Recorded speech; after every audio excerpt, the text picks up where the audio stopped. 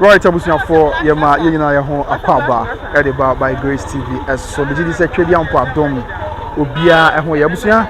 enne day ye wo Manhyia kotokofie kro bia Asante kotokohene yewura na himfie Asanteman himfie enne day ye wa ye de amaneboy esom na nyina ne se enne day Asanteman council ye emergency meeting Asanteman council ye emergency meeting ewo Manhyia kotokofie na as usual yabedu ha ya nyame ya dom na nhyiamu no hyase ade bekoso bia ye de ebesom sabe ya wono ka se de nhyiamu no nya nhyiase nhyiamu no enya enhyase na afei na enchekra na nanum ebeba betina sena afei ebrepam dodo obibie de ma wono Asanteman nyina awura enso aba na nhyiamu no ahyase enti woni beka se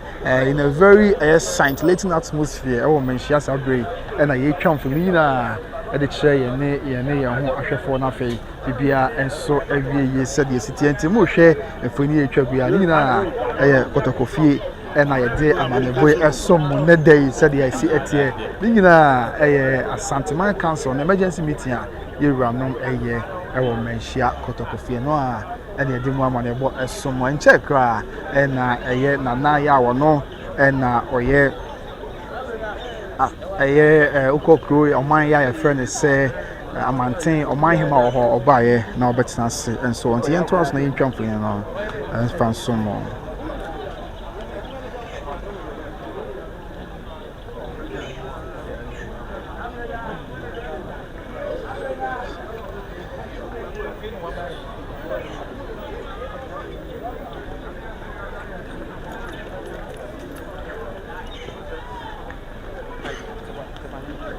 Obujansa bre nana tepa manhene doctor do say atwenewa ampem nana tepa manhene ena sabre hene so ba na wabetina se na fei ene Asanteman hyiamu ya ebekoso ewo kotokofie no yedini na so emu amanebo asom mo se de ese enti mo hwe sabre a nana tepa manhene doctor do say atwenewa ampem na nana sabre oba betina se na ene Asanteman council meeting no the etoso miensa ebra ye na amampo hene edoti ye ni wie no na de ebekoso a ye di mu amane bo nyina enso eba besom ye nyina ye ho said ya esi etie abusuanti yento aso na ye ntwamfo ne emfa nche ya hwefo nyina na bibia enso enwie ye ene Asanteman council meeting the etoso emiensa ebra na amampo hene ekra ni wie no ekra na ye doti ye wie ye na di mu amane bo esom ye meha na ye ntwamfo ni kakra enche ye ahwefo nyina na bibia enso enkoso asomdie kwan so sadia esi etie ewo ehonam tiabusia eno ana ye de emu amane bo esom enche na no nyina ba bedu ayira no nyina ba bedu a kotoko hene de mai wono ono so abambofo so wa ha ya o nyina bibia eduduma so sadia esi etie nyina efa Asanteman council ene dey nhyiamu ya ebekoso enso anto de yintwamfo ni kakra nkyemwe na fe mu adesua ne mu nkyemu nyina ye de mu amanebo enso asom ye ne yahwefo nyina ewo aha eba ye so ewa tweye mu ana no nyina enam kwan so eba beka nhyemu no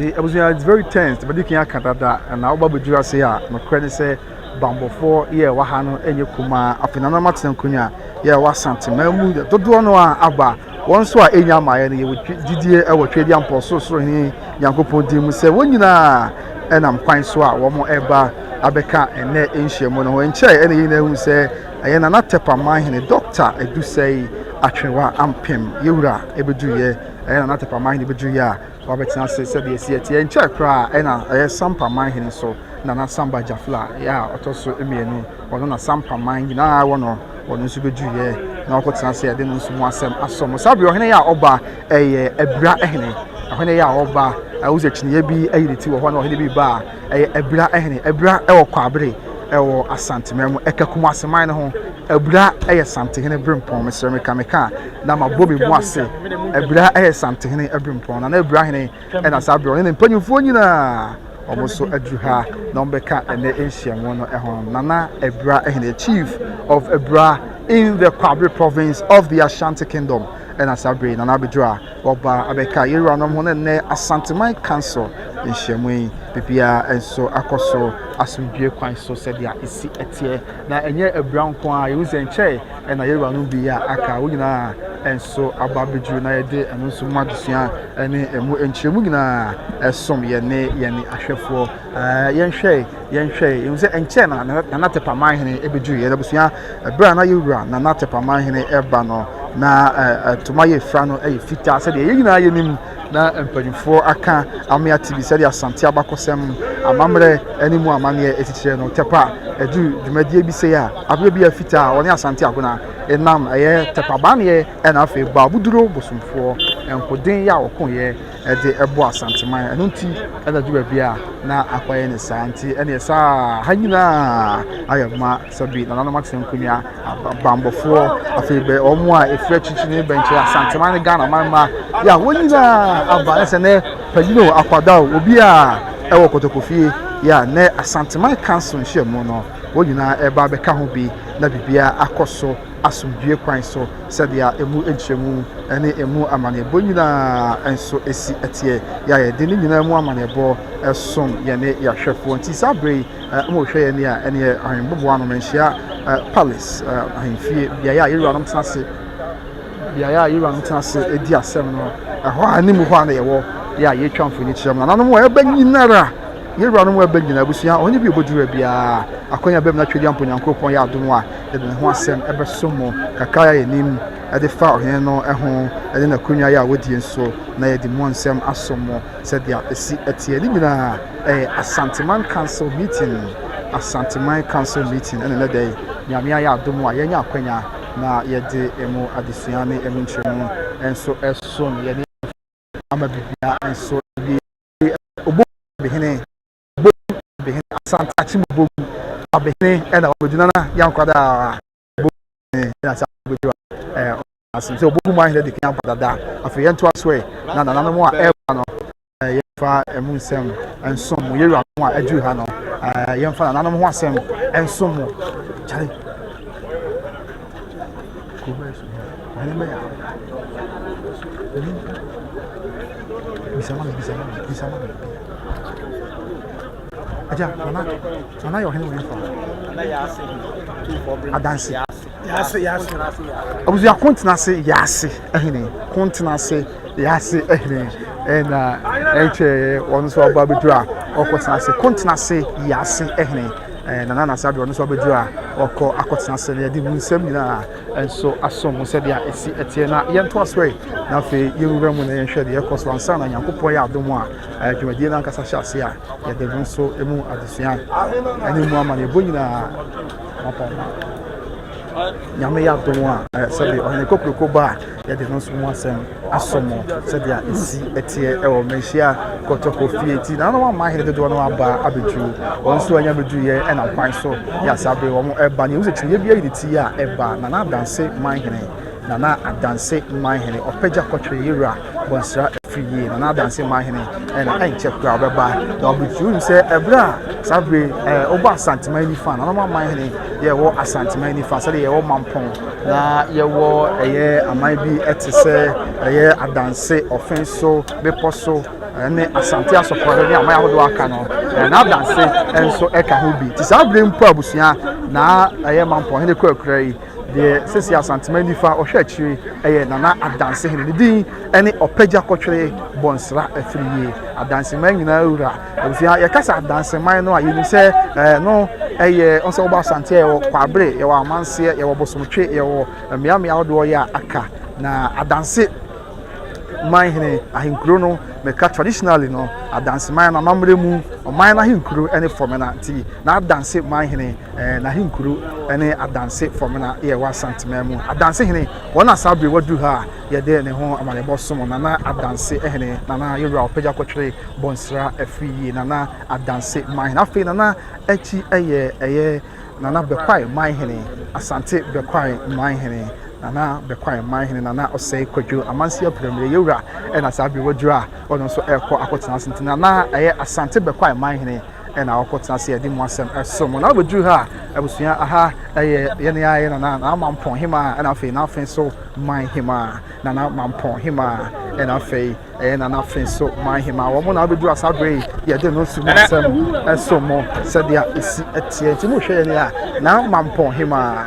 and I feel na I friend so my hima na mampon hima and I feel na friend so my hima na mampon hima na we lifa so no hwe ya and I feel in chain na friend so my hima na adwoa afrane wa busua abakwasem ne se obo Asanteman mu a offense so ene mampon wonyina ewo eye nifa emu wonyina ka eye nifa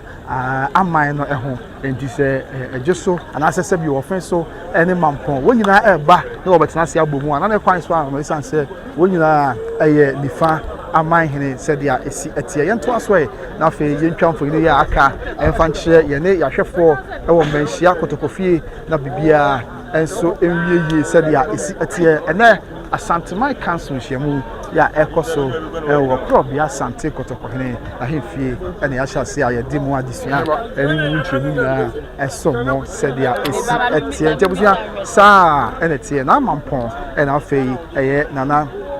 na mampon ena afei nana offense wonyina ye difa aman ehene entino sabio se offense man heme ba na woni nana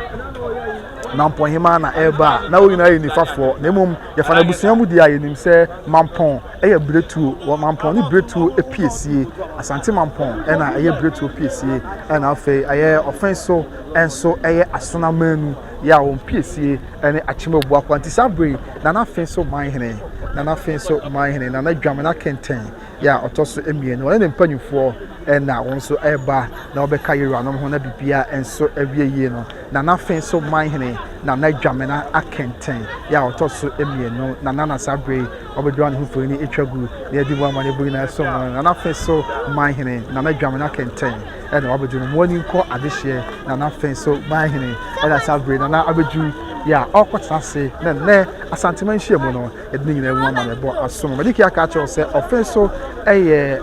asona emanu asonafo nyina piesie ene chebi ya ewo achim ebuakwa ena afei enye no nko ade otoso mienu ya oyemanu no ono ene oman ye friends offenso afei de otoso miensa ejuso na saa man miensa ya wo enua no mekire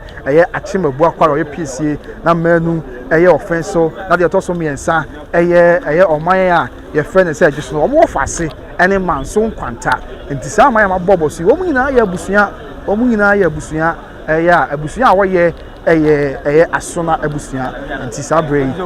na fenso mahine na dwamna kente otoso mienu ono so ababedu ya ede no so mu amane bo ene emu adesua nyina esom ye ne yahwefo enso ewo hase nti ne Asanteman ehyiamu na ede emu adesua ene mu hyiamu nyina esom se de sitie nyame ya dom na ohnikokoko babedu a ehyiamu nyina ebe hyase se de esi etie enso ewo twedi ankonyankopon ya dom na to bibie de mai wono Asanteman nyina wura ebedu a ehyiamu no ebe hyase na de akabia enso atwaso ewo hono ntime srabusia obekan ho a na wa subscribe to the channel na for obekan ho na de akabia ye de asomo se dia esi etie na no neguso ya sabre ewa no tsana se a o hwa na no dodo no aba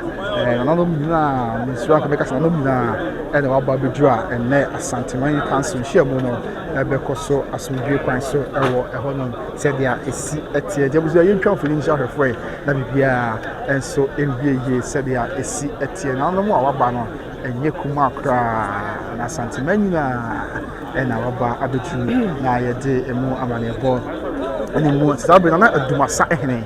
oya brempon na adumasa ehene nana enso aba beduru ya obeka yewura no ho na ne Asanteman council nhyiamu no bibia enso akoso asomdwe ekwan so nana edumasa hene ena sadwe waba beju afe ohwe aha nana ya ne hofo ni twago yi nana atwa ahene ti ya pie kwani mu abibinti akwanya nim se ye betwa wa ha enti ye nyina no mu na afe ye mfa mu amane bo nyina ha enso ye ne ahwefo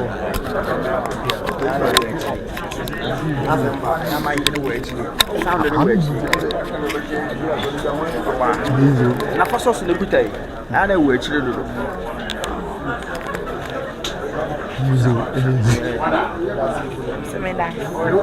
Abusianti sana Ebenezer Oche so hwe me fitakwa ye western region of Ghana afi ye to so na ye ntwa for ni emfa enche akefo ye ntwa so na afi ye ntwa for ni emfa enche ye ne ahwefo nyina na bibia so enwie ye said ya eti abusia ye gusu wa atwen ye mu ananom dodo no aguso ya wo ba na obetsa se na ne Asanteman okay ntina na bo aman hene sabre na bo aman ehene na ono so abedru a ye di mu amane bonyina so mo bo aman eno na ye mansini ekropon edima ye afigya kwabre north bo aman na ye mansini ekropon edima afigya kwabre north ene afigya kwabre south na bo hye ye fara ban mu a bo aman hene na ono so waba bedru a ye de no so mu adesua ene hunchemu nyina esom ye ne offense we say wa my masse anya masse okay oh okay ti abusuya sana etie ti sabre a nanom busua ya obedi ni se enche twedi amponyankropon ya adomo a Asanteman wura ebeba abetranse na fei ene Asanteman council nhyiamu no ahyase se dia esi etie ye bobo so na no bia wo mo abetranse na bia bibinti yenya kwanya ze yewura mo ye senka ye dibi suma kefo nanso ti amama nya amanye nti na no bia de aka bia ye ntofa bo ba besomba na no bia o mabeju na ye ka emunsem e de kyerem ne dai ewo ayeye na fidie so by Grace TV esu na nanom bi ya o mabeju se me de kan aka kyerem no eye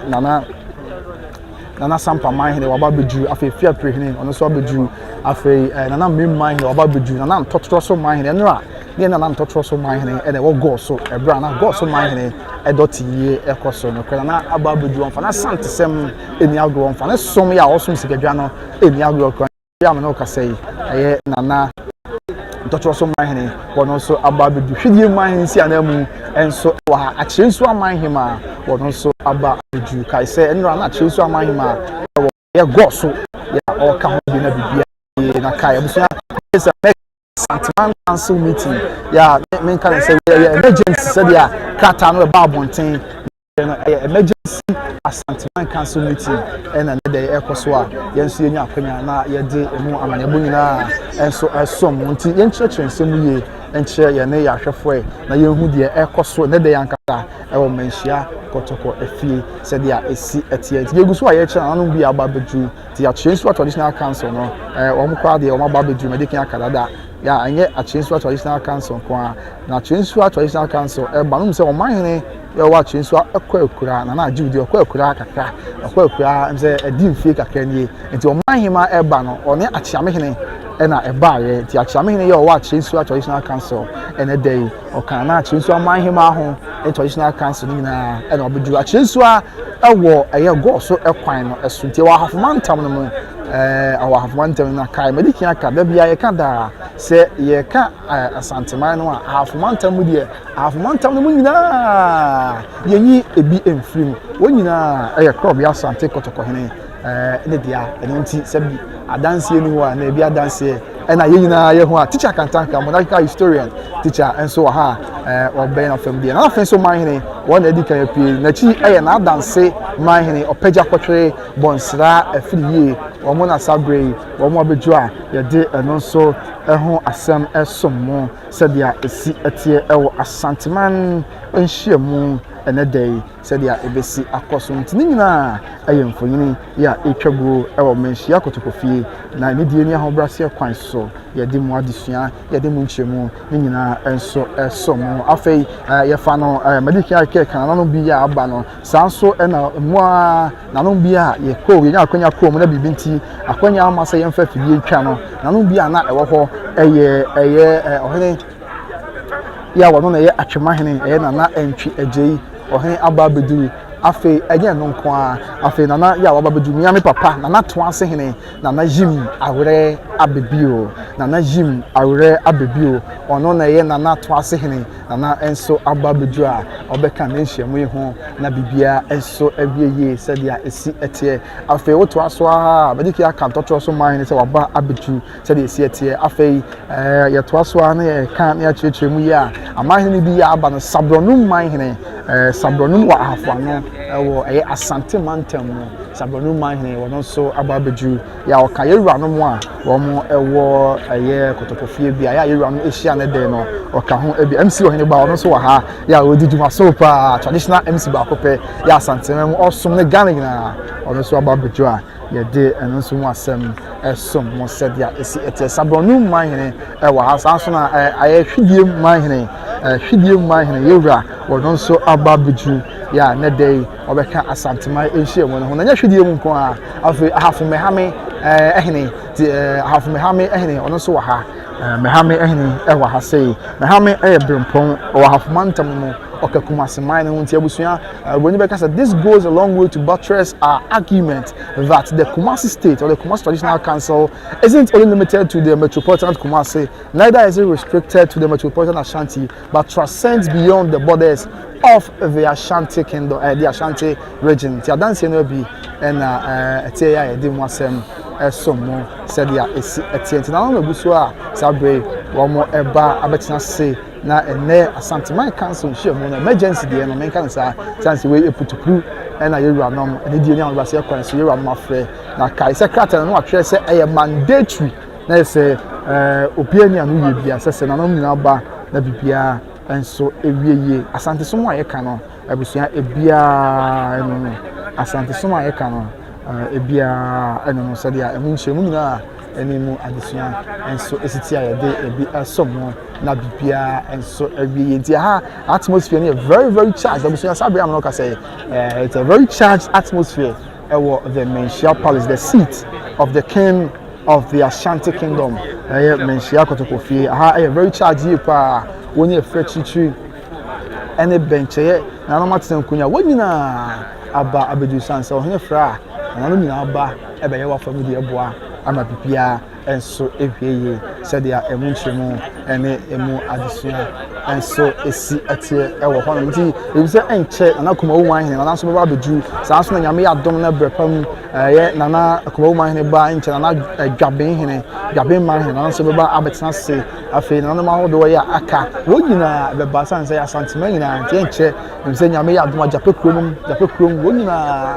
ebe free watina yemu aba na bibia enso ewieye sadia esi atie abusia. The difference between Asanteman council ebe koso yi and after the Kumasi state and the Kumasi Traditional Council and they say yakasa Asanteman na ehia dia eye na no mu a amanhene be say dioson ya o Asanteman mu na oka ho bi sanso and after abremponfo dodo no a ya almost ewa Asanteman no wonyina eka ho bi ya Asanteman ehia sa esefata se wonyina ebeba nti abremponfo Kumasi mam na in addition to over 70 pounds now one Asanteman no and I wonyina ehia sabre nana mfantifo hena wo Kumasi ohene ya obe wono ene mfantifo hene ya wo Kumasi nana kwesi SR on ye mfantifo hena wo Kumasi na busua on se ye kasa Asante na ye wura no tikire no omo de ndipa ni nyina won di obi amfiri mu won man kire obi ababi ofiri okai na ho bom ti ye nkai obabi ofiri a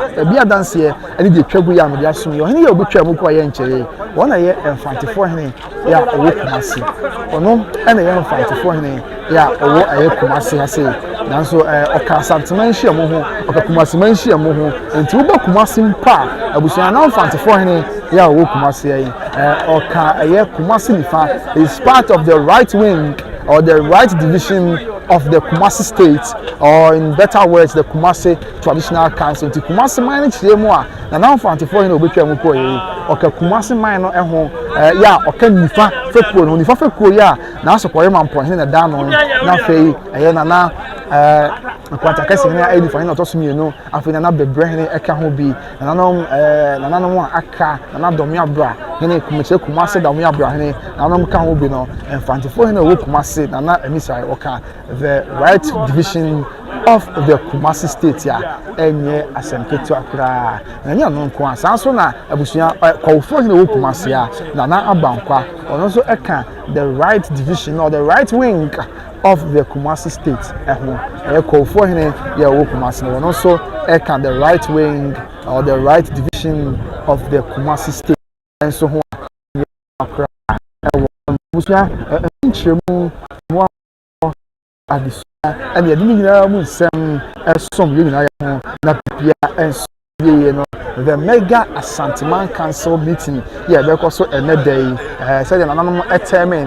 you run say emergency intimate can say the emergency Asanteman Council meeting and that day because so Manhyia to Kofino and no more amanebo and no more this year and the some more is there and so ecoso as we do so said the Sabre and none of the one so yeah when eba na di munchemu ni mo adesua esom yi na ye ho said there is atienti na e champion bi enche ahwefo brand none of the one eba bedru na wabeka yewura no ho na ene Asanteman Council hwemu bibia enso akoso asomdwe kwan so e wa habusua ni die mu obeka ho a na wa subscribe na wa turn on the notification na wa share mo bia enso tinche wanya bi ahwenti fan for he yo Kumasi wono na ekra ye de ho asem esom won said ya esi etie no na no nyina ayekra do ye na wonyina be kan na nhyiamu yi ho na bibia enso akoye asomdwe kwan so said ya munchemu esi etie. It is the biggest traditional setting in Ghana, West Africa and Africa, of course. Means you can make us say we are seeing a ban and anom say I want him for Asia kese pe wom ene Asanteman Council san say on Europe you ni amahene ya wo wa kuhia e wi akencha san nkofo ne bi hia san na wo ko Africa agba ye nya se ohempon bi na wanya amahene be se adioso na adi wo twehye na se ya wo nyina bi hia enti Asanteman Council no, it is the biggest traditional sitting e wo wiase nyina we actually be any ho sa open the crown kwa dia obeji atum sia na bibia enso awie ye said the city as the Asanteman Council is the biggest traditional setting in the whole of Ghana and I say yeah, not just the whole of Ghana, in West Africa, in Africa and the world at large. And on another day eba koswa yedini na nsumwa maniabo esom nti yenyi adwenchiri bi free na fe yake bia so yemfa nto aso Ebeneza Ochre say I'm watching live from Takwa in the Western region eben but as a pastor show me free Takwa in the Western region me am new Ebeneza Ochre chief of staff me that say afi Joseph Osefisha over bibia boko de no ade man shada nte kan Nzenya mi adom ho ye me chia opa me da se waje atum na ota ye chia brebi e beba na abesom amansan na ti Joseph Osefisha say pia ofa me da se and after Joseph Osefisha biem say good morning Minia, good morning me ofa me say abusuafo obi a enso ho ye say dia esi etie enso abusua sa bo ye hwe ye wura no abi na ahya se eba ye di mu amane ebo ene emu adesua yina eso mobafo bantemahene Kumasi country ono na eda no ye wura bafo bantemahene ono na sabe wadu ha ye di mu amane ebo so bafo osu amankwati ye Kumasi country ena bafo ene da no say dey see etie nti bafo ena obedra ye di mu amane ebo nyina esom ye ne ahwefo na no ma panyufo e ka bafo ho nyina ka Kumasi country no afi Adankreja manhene paramount chief of Adankreja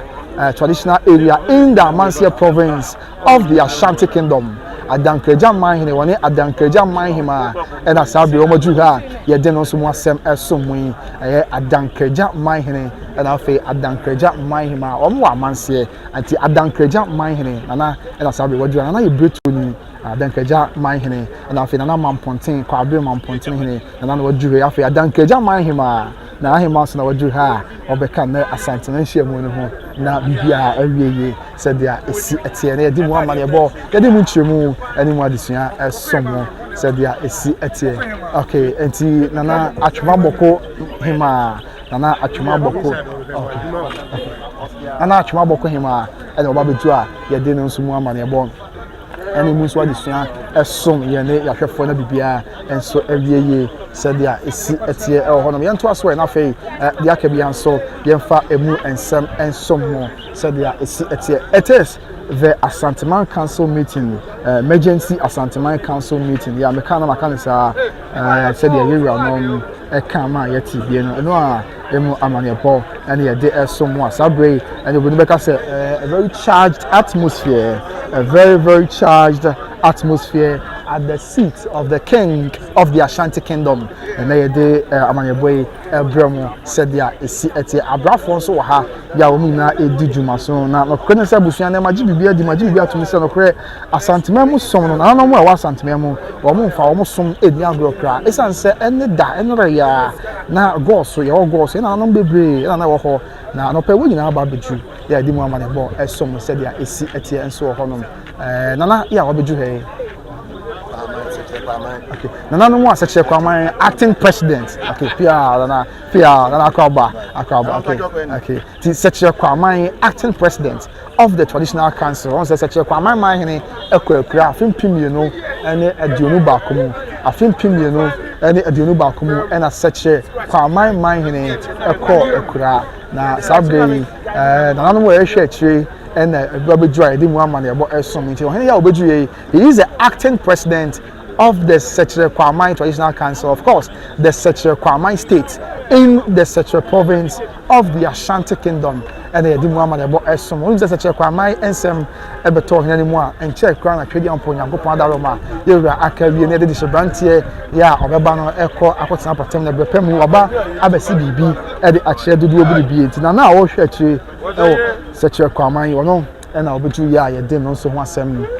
more said ya is etiano ya criminals ya about 7 such a Kwaman for one more a Diana for such a Kwaman a Diana for now only a Diana for one more any be said a Diana for Muslim or Moka to Muniano Diana phobia ya was Santina Ghana Bia Omunia and Agogo a Wunia Afi Kumawu a Wunia Bompata a Wunia Tepa a Wunia Maban a Wunia afi tikrom eye wonia sanse wonia ye aduanafo ya wonia anu apani ene asumanya Asanteman so ya wona ye aduanafo nyina epiesie sanso ana busua ye hwem na ya kyeremu eye adimu ama ne bo asomahwefo a aduanafo no akwamu ka ho bi sanso ena eye oman bi atese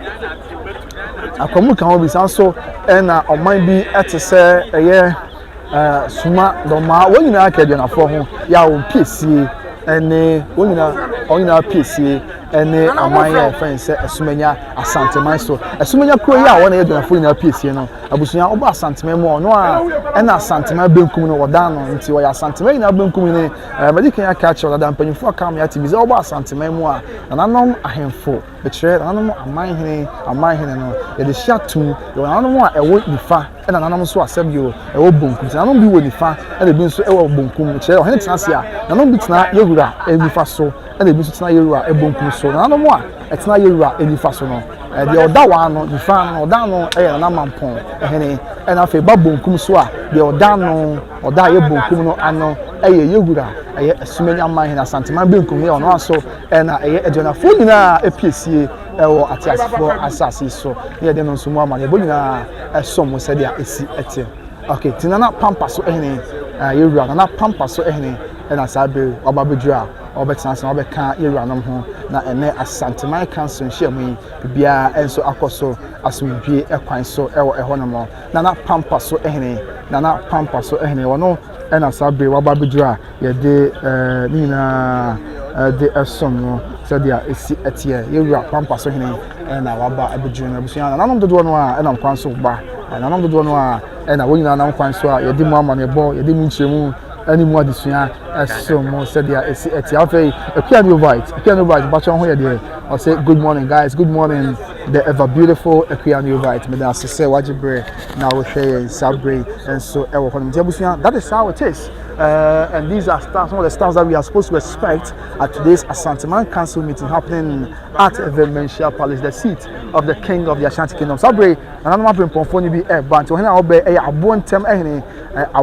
ehne something in brain pon or you bretuni tinana abontem ehne yura and Sabre what you have ya oba abetna see nana abontem ehne nana na sabre obetena se a ye de mu amane bonyina enso esom nana abontem ehene nana ka bretu abusua no ho abontem bawro wonyina eya bretufo ntu be kai a ebra na amamponye kwa dot yie na ye de mu amane bosom na bretufo na watena se gina nana abontem ka ho bi sa na bawro me ka abompofo na tasema so wonyina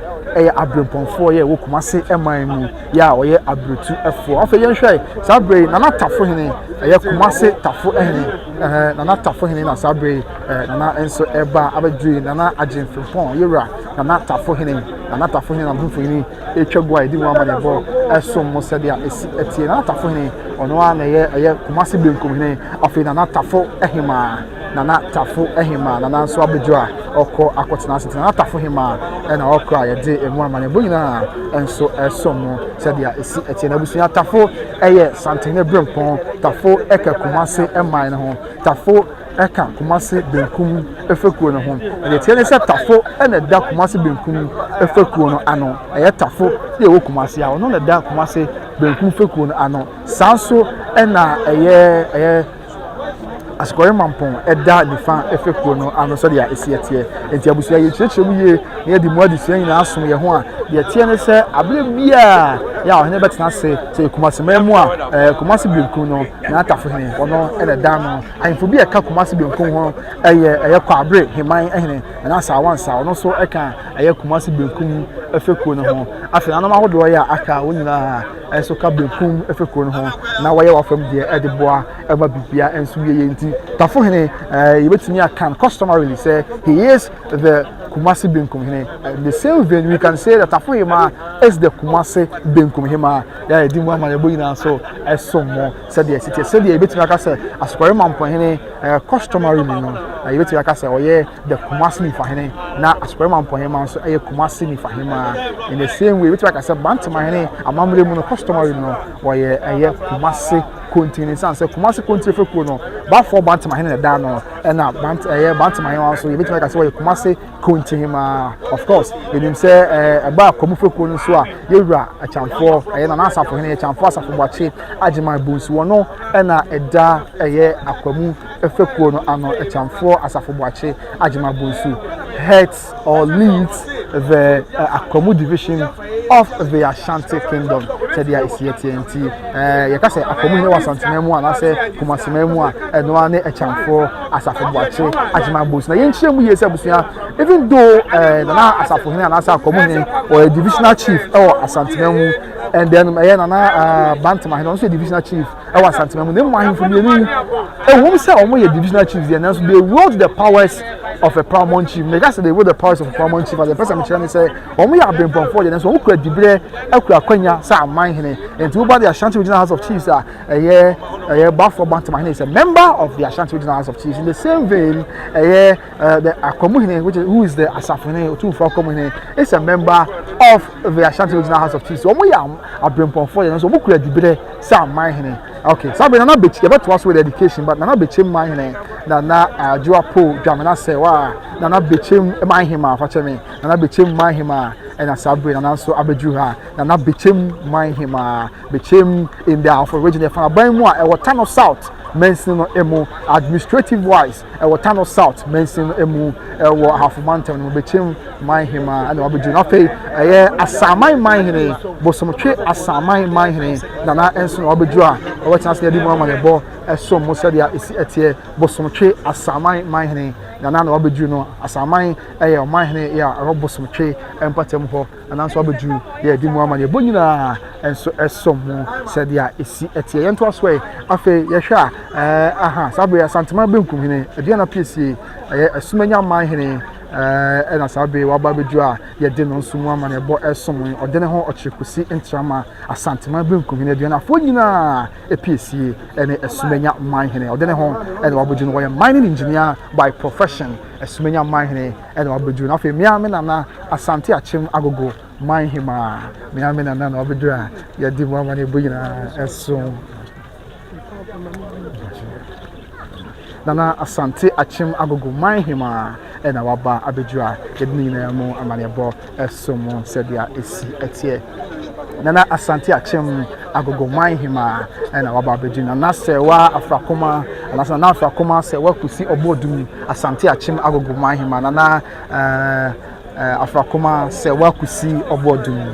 na afra koma se wakusi obodum no ene asante achim agogo Manhyia na afra koma se wakusi obodum asante achim agogo Manhyia omo so ye aduana fo se de aye ninzo kuma wi aduana asumanya ye aduana kwama ye aduana maban ye aduana tepa eye aduana ene amaya hodo ake Asanteman mu a wonyina eye aduana no omo so eka ho bi ya enye kuma kra enso ewo hono mu a ye di mu amane bo nyina so mafe sankore Manhyia sabe abusia wo hwe ohene ya wo dre de ho asam so mu a sankore Manhyia yewura na wabedu no sankore in the half region of Manhyia ya wo hono wabedu no na sankore Manhyia na ewo go so ya sabe na sante so mo fani agronti ni wura frɛ no a de wo ye bi obejai na waba ti sankore Manhyia na waba bedu a ye de emu amane bo so sankore Manhyia wo soja panyi pa wo soja panyi enso okay nyame kase tv se mencha kana caption ni a ma menhwe e bia na mfo so bi omu a ya tenten na bibia wieye wadaroma na bibia enso akoso asubie kwan so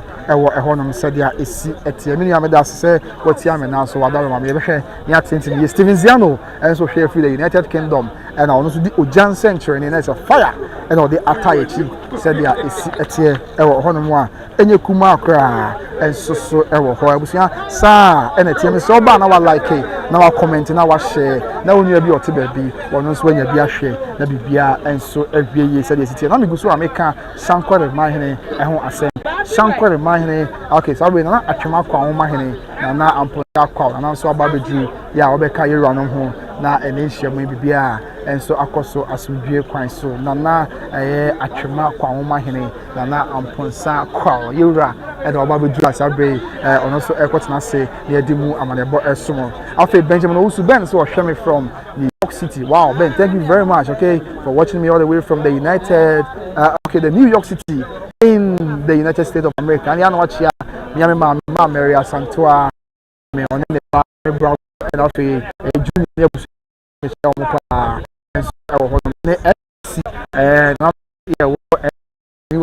nature say America which mamina and so I said that is what it is. Yet was when I say yen tram for unity and showing him and chair trading upon Yanko ya the more him cocoa when you capture a cat bar na fe yakabia and so at was so said ya is a tier lemon shako to coffee Asanteman council chairman. Yademu addition so na yenso ye ho na bibia akoso asumdue kwan so ewo ehon ntia busia do comment ba ye be check e dia ma na bibia enso awieye se dia munchemu ene emu addition na enso esi etie ewo honom ye nto aso abusia na fe dia gika na agitie nyina nso ye mfa no nso mu asem ensom ye ne yahwefo se dia asante amamre ene asante amane enso esi etie sabre yenhwe or say okay me and answer caption is live from God. Oh, live me answer God small facha me ye bet sentin na na fe bibia enso awieye said dia esi etie ewo hono abusia enti yento aso na yentwa mfini no emfa enhye ya hwefo ebra na ndo do no a eba na obetina se na Asanteman council hye mu no na da bibia enso awieye said dia esi etie ewo by Grace TV eso me da se pa menu ya nyame kase TV me da se waka na matete no kama na bibia enso awieye said dia esi nyame kase nyame show pa me da se menu afi yento aso na yemfa amane boni nyina na adusia ya akabia enso me ye ne ya hwefo said dia esi etie dia egikan na egitie enso ewo honom na yemfa munchemu nyina enso mopa enso ewo ho na a very charged atmosphere at the Manhyia Palace, the seat of the king of the Ashanti Kingdom, as Asanteman Council is set to hold an emergency meeting until enche ohene betanse ari akabia ebeto so na ye di munsam ye di muamanebo ye di muadesua ene munchemu nyina enso asom nti abusua di hia me pa se mesre because sense obekan ho a na wa subscribe to the channel na be part of a program yi na wa share so ma onye bi ote ba bi wono so enya bi ahwe se dia esi etie ɛwɔ ɛhɔ nom nanam gu so a ya wo nyina ɛba na wabetina se yɛwɔ nom gu so a ya ɔba na sabre na na tie wodom manhene sabre na na tie wodom manhene manhene ya wo tie wodom na na tie wodom manhene ɛna waba bedri na na tie wodom manhene na na the chief free kokɔ bɛyɛ man na na tie wodom manhene ɛna waba abedri na na tie wodom manhene mefrɛ na na tie wodom manhene na wabedri no kai sɛ tie wodom ɛyɛ man yɛ wabunu is man town no mu na na yɛ manhene he is a member of the Bunu East Regional House of Chiefs a gazetted paramount chief for that matter tie wodom manhene ɛna sabre waba bedri a ɔbɛka yɛwura no ho na ɛnɛ Asanteman council nhyiamu no bibia enso akoso asomdue kwan so nana nsuo bɛyɛ bɔɔda nana yankwada apia nana ehwɛ me nana sɛ ayam nana nsuo bɛyɛ bɔɔda owusu boaten agenim otumfo dan plan no hene nkoso hene AK Nana Bush of Amsterdam watching you live from Grace TV Sky Grace TV okay watching you live by Grace TV Sky is your limit hene pia babo mu ase amana na bia wo bia medase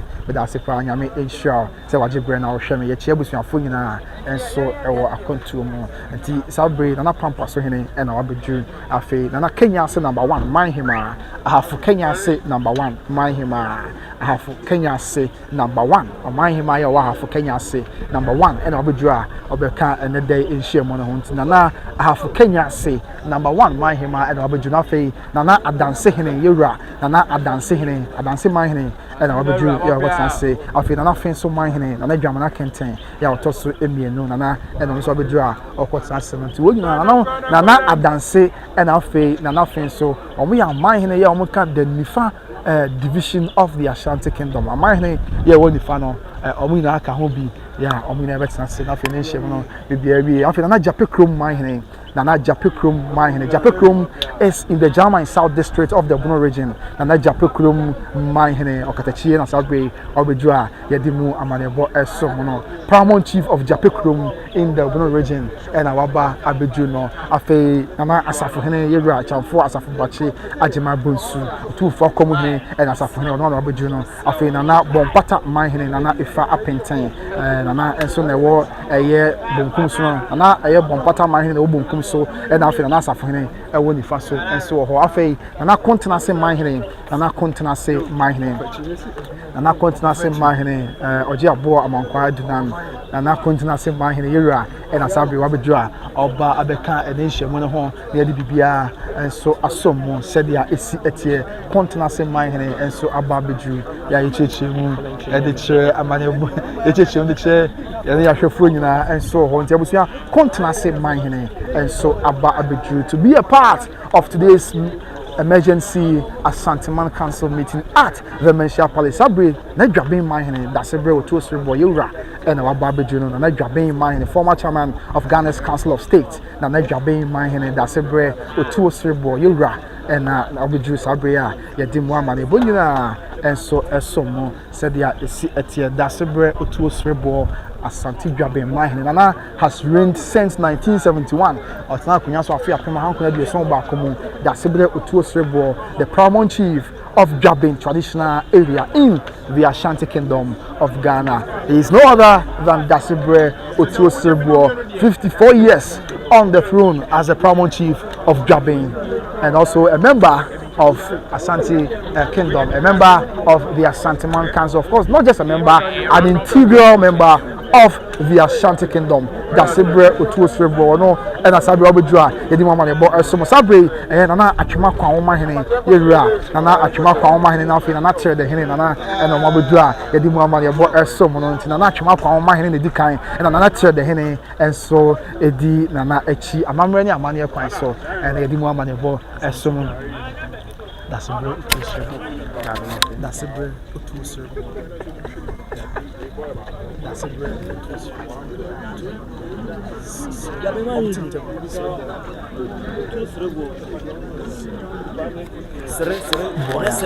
Osrebo yeah, ti abusuya sanet ya edi mu amane bo esom ye nto aso na yin twanfo ni no na ye fa de aka bia so se de si etie na bibia enso ewie obugodi na mentwuma wo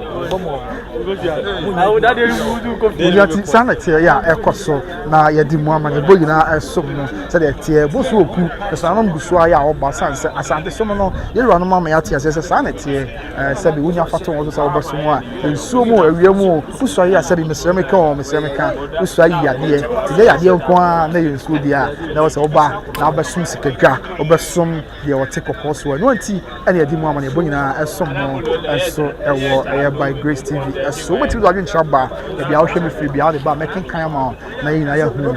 dia ekoso dia ese efata nyina ya de asom ya ne yin na ya hu ya kefo se dia isi etie se dia na emu chemu ene edu ya bo enso esi etie ewo ho no ti ya beto so na fe dia te bia ya di mu amane bo asom se dia esi etie so the atmosphere over here said yeah a very very charged atmosphere as we await the arrival of our gracious King His Majesty Otumfuo II as the commencement of the Asanteman Council meeting draws near. So anti-sanity you try you so be ba na the pemu hini bedua na Asanteman ehyiamu no dey no asha say this year and me ha many grand council mu abusu ya na ehwe na yehu Paramount chiefs from the Ashanti region ha Paramount chiefs from the Ahafo region, from the Bruno region, from the Bruno East region, the Oti region, and what have you. So this goes down to explain just one fact. Say, Yakasa Asanteman, Ashanti Kingdom, no, said be and Asanteman Temunqua, a quadi could do it. Yeah, no, I can't at the Wahua, my Wahua, a yomo, and he can a yomani dear, so Moka, a year, a cool be say at home. Did you be no good nature? Now can someone and send fata at the fat mine one, I am not a hard green subway, or any year, what do you have a besiase ehne, besiase a benchio, besiase hene, and as I be what dry. I'm see something in the brim problem, and not besiase ehne, you dry, and as I be what dry, you didn't so more money ball, as someone said, yeah, it's Etienne, and not besiase ehne, and our baby dry, you didn't move among boyna, so as some you are pretty hene, Otumfuo a pretty hene, Sabi or no, and our bound and now 1 man hene, till 2 for pretty hene or no, and the of the chief and now I didn't watch it and 1 man hene, here are no so baby true. Yeah, what the cat and then Asanteman Council and this year mono, and Hona Bibia, and so Akoso, as we do quite so, a honor. After Droman Kessi, Droman Kessi, Sabre Droman Kessi, and Wabajuha, Yadimwa Manibugina, as someone, Nana Droman Kessi, and Droman Kessi, or the Bruno East region, or something in the Brimpon, yeah, a Kakumasi mine home, and the Abusia Droman Kessi, baby away, or the Bruno East region, and your mine, a Brimpon, yeah, Kakumasi mine home, and this will be catch of, say, Kumasi mine, Sabio, Miss America, Kumasi mine, and as a Kumasi mine, any Kumasi. Abamu se Kumasi Metropolitan Assembly na ebia na nim na woni Kumasi mine the Kumasi state na ekwa the Bruno East region Droman Kessi hina oba se obetwa mu sese o Bruno East region na so ka Kumasi mine ho techre e wa Ahafo region o ka Kumasi mine ho tanoso e wa Ahafo region na eye abesim na bohye e wa Ahafo region the boundary of Ahafo region and we Bruno region then so ka Kumasi mine ho enti mo obi an kan kire da se eye the Kumasi traditional council, I said the Kumasi state, no, just metropolitan Kumasi. It was sent beyond Ashanti region in Po. So I'll be on about and Kranza mine, and then Kranza mine him, and I Kwame Buffo, yeah, also and 9, and Kranza mine, and as I'll be on Hinabu, yeah, they want some as someone, and I Kwame Buffo, also 9, Kranza mine, after an Sapuman, Kranza mine him, and I'll be dry, I didn't want my bringing as someone, Kranza mine him, after and Kranza mine, Chami, and I Yakada, and Kranza mine, Chami, and I feel I'll be due, after not continuous mine. You run, and I continue to say my name, and I will be dry. You didn't want money bringing us soon. I didn't pay you for you now, and then I will be dry. I'll be car Asanteman Council in Shirmono at home, and so ever hall said, yeah, it's and the atmosphere is very charged. I will say, you'll be in Po and the Becca at the actual. Now, Mr. Pokubuache, Shami, Mr. Yamisha, what you by Grace TV, Mr. Pokubuache, or a sponsor, boss on the idea, you may be a necroman, share bay. Obi Trading Enterprise one one so yasne e ma edwumadi nyina eba yeguso esoma mansan nyina said ya esi etie Mr. Fokubuache ya o London on ho kan yo mo bo adwuma so pa at the tie by Grace TV echi sanse nyame adom no anti na ye nyina ye da so ete babie enso e ho nti mame ka bibi kakra nkyerwe se abusu a wo hwe bi nyina na me kanfo obi trading enterprise e the amount say ya tade na wo hia say ye mpaboa e na wo hia ade bia ye de edura ye ho bia enya atade ne mpaboa mko a say perfume ene ade de wo hia bia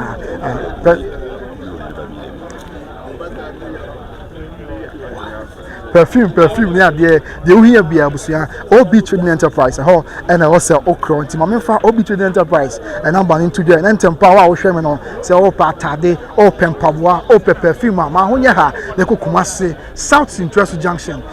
Kumase South Central Junction na eko jode obi trading enterprise omo number no eye 0530999499 okay bami subi ma busu afa cheme obi trading enterprise number no eye 0530994553 0530994553 eno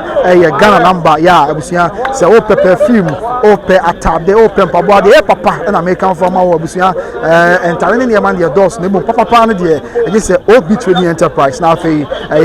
obi perfumes na se opoku buache trading enterprise na also opoku buache perfume house and boutique Kumase South Central Junction ho and I'll be home isi na ba no so bi mfa na frɛ wo mo say wo mo na abo echi don ya don tia ye de enejumade ebro obenya wo mo e was 0530994553 sabi enche ye de fientum na ase ampabo eheme obi trading enterprise o mo na dom me perfume egu me hwen obi trading enterprise Mr. Opoko Buache on ho kani wo mo an na ye amano aban sa said ya esi etie enti Mr. Opoko Buache nyame shop ene jumason ya wudie de bo won fana santesem eni agro kra wa de hye ya nana akwabo ahene enua ene Mr. Opoku Buache was watching you bro keep up with the good work me da se pa Mr. Nyamisha so go so ne ade ekoyi na Mr. Opoku Buache ono a ene kra yemu ya oboy kakra kama etimi ekoba afeke ajiman fedua ya miame wofa kwame ajiman fedua ya ohwe me ade efi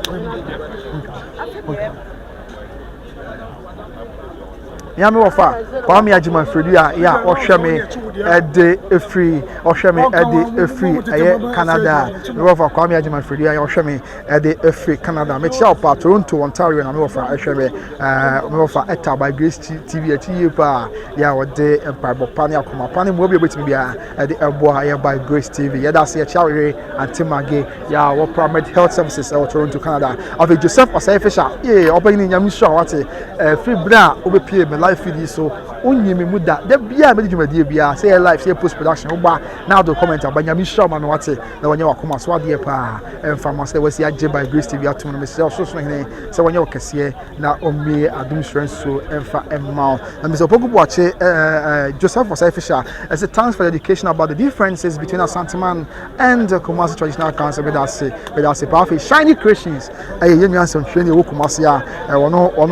oye the Ashanti regional minister blogger as o blogger the body Ashanti regional minister nti wo na yesi o aban mu a o mu disika kese e wa Asanteman mu ha nyina na o hwe me shiny o say watching bro shiny creation with us mini a with us kwanti abusia open sem bia fa Asanteman tem ho Asanteman tem so afọ mpuntu obi a na wa subscribe to shiny creations and so since we did you so pa shiny creations mo subscribe to the page no na dia bia fa Asanteman tem ho teach you ni Asanteman tem so afọ jumadi a wo di mpuntu e koso Asanteman mu de shiny creations ho na obenya ne kohwe ba bia say shiny creations obodwuma so pa de eboa Asanteman said dia esi etie yentu eboa say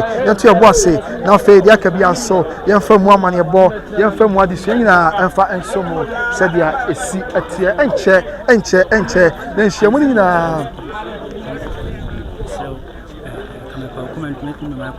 no problem enche kura busia na ye dra no nyina okay sabe berma kumawu man hene berma safo twelebu akodua berma kumawu man hene na waba bedu no berma safo twelebu akodua kumawu man hene yewura na sabe berma waba abedu no kumawu man hene na nyankwada berma kumawu man hene wona mpanyufo all the way from kumawu ɛna wɔn aba abɛdura yɛdi mu ama ne bonyina ɛnso ɛsom mo sɛdeɛ esi ɛteɛ barima safo twenebo akodua kumawu manhene wɔno ɛna sabre waba abɛdura busia bɛdi kia kadada sɛ kumawu ɛyɛ aduana kumawu ɛyɛ aduana nti abusia wɔ kɔ Asanteman mu na ɔka Asante abakɔsɛm Asante amammerɛ ne amane a adusɛ ne nkasa ka Asante amammerɛ ne amane a woyi kumawu firi mu a ɛnyɛ yie yɛnim paa bra sɛbi na atwenebo akodua ɔde ne ho si hɔ ɔde ne ho gye akyerɛma ɛma Asanteman barima kumawu manhene ɛna sɛbi wabadura ɔbɛka yɛwura no ho na ɛna Asanteman hyia mu no bibia nso akɔso asomdwie kwan so barima kumawu manhene ɛyɛ barima safo twenebo akodua wɔyɛ gyani ne nua bi ɛne agogo ne nua bi ɛne tepa ne nua panyin piesie ɛne asumanya afei ne nua no bi ɛne gɔso ya nei gɔso man dɔte yɛ ne de atwa to no gɔso ɛnso ka ɛyɛ abusua no ɛho bi ya enye kuma akora ɛnso hɔ yɛnya de nkyɛn bi fo Shiny Creations okay deputy Ashanti Regional Minister sana me frɛ no Shiny Creations odi dwuma so pa ɔbaya ɔde mpai bɔta akyi afei na eduhene na yankwada pombo kɔde ɔhene besɛwa no subscribe ya ma me why na wata akyi bi ya me share so be ne sama me na eduhene say we need to hear good news from opimso say to abebio Asante ne yewura pia ɔno kɔ pa yewura de yɛ som no a ɛnso ɛwu yɛsum yewura ɛwu ya enye kuma kra ɛnso ɛwɔ ɛhɔ no abusua yɛnto asɔe na yɛntwa amanebɔne bi yɛnto asɔe na yɛntwa fo yɛbi nkyɛmo na deɛ ɛgyeka yɛde tie nyinaa so yɛfa emu amanebɔ ɛne emu adesua nyinaa ɛnso ɛnsom yɛne yɛn ho ɛwɔ by Grace TV GH ɛso by Grace TV GH ɛso sabre ɛyɛ yewura nana nkansa bodu nana nkansa bodu ayeboafo agrekenzema ahene nana sabre oba bejo a ye de no nsumu amanebo esom mo sede a esi etie nana nkansa bodu no no me se won amba nana nkansa bodu ayeboafo yewura ana obejo a ye de no nsumu amanebo esom mo sede a esi etie nana nkansa bodu ayeboafo yewura ana no one agrekenzema ahene ona sabre obejo a ye de mu amanebo ene mu adesua nyina enso esom mo ewo by Grace TV eso na bibia enso awie na nam guso aya woba ene Asanteman enhyiamo no sabre ofuman manhene nana kwaku jan brukuo or manhene of Ofuman traditional area in the Bunu East region ofuman manhene ena sabre waba abeju no nana ofuman manhene ena sabre yewura waba abeju ntina ya oba ye ofuman manhene nana kwaku jan brukuo ofuman manhene paramount chief of Ofuman traditional area in the Bunu East region of Ghana. Obusuya Ofuman Bunu East Mountain. Ofuman Manhina Obedri. He is a member of the Bunu East Regional House of Chiefs. He is a gazetted member, of course. And Osansi a member of the National House of Chiefs. He is a member of the National House of Chiefs on the ticket of the Bunu East region. To Bunu East Mountain Numua. Nanom Numu free Bunu East. Na Eka National House of Chiefs hono. Ofuman Manhine Eka Hobi. Ofuman Manhine Eka Nanom Numua free the Bunu East House of Chiefs hon. Na Omo Eka National House of Chiefs no. Ofuman Santehene ena Nedia. Na Bakosemo oho ene se ebusuya Ofuman eka aman anase nkura hodo ye wobunu ismensin mu denso eye Santehene na Nedia no bekyere eye amanya meka ne sasa amanya ewobunu is na ye Santehene dia mekyere eye tanosubi nkuro no bi ya ewobunu is na nyina atamasubi nkuro ewobunu is na ye Santehene na Nedia no Ofuman eka ho bi